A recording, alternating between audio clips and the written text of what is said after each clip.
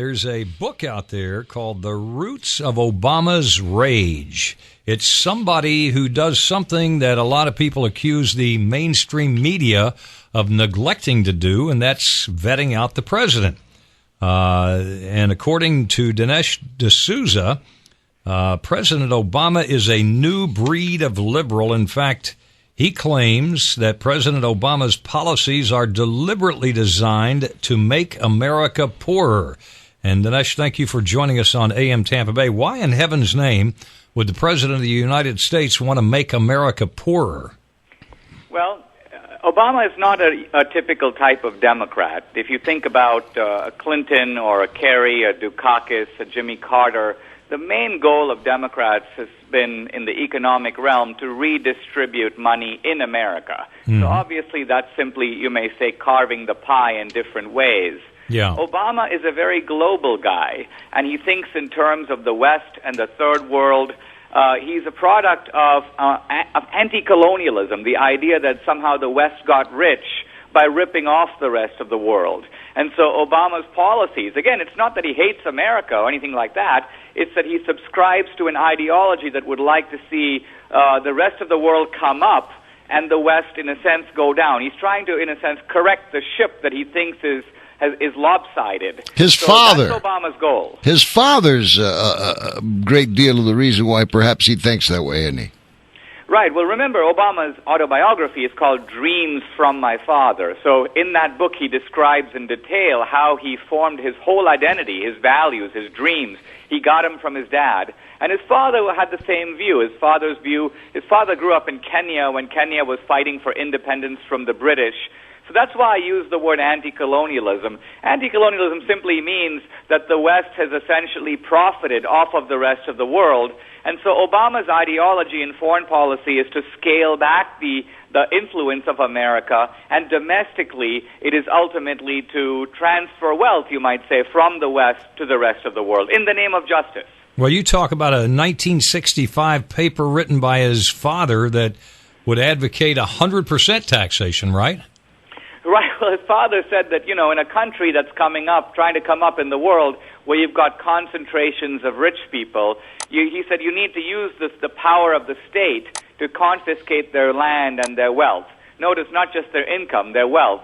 And then when he talked about tax rates, he says you can have very high tax rates up to 100%. So again, on the first glance, this seems like nuts. Why would anybody call for 100% tax rates? Who would produce anything if that were the case? But nevertheless, within this kind of anti-colonial framework, when you assume that the rich guys got rich by ripping off the poor guys, then the 100% tax rate becomes a form of justice. It's kind of like saying, if you came to my house and stole all my furniture, what's the proper tax rate for you? 100%, because it's not your furniture. Yeah, it's amazing that this guy would be so influenced by a father that he knew so little. That seems paradoxical, but on the other hand, there's a whole body of research. Inner city kids often are very influenced, sometimes in a negative way, by their absentee fathers. During World War II, there were hundreds of thousands of Americans fighting in Europe.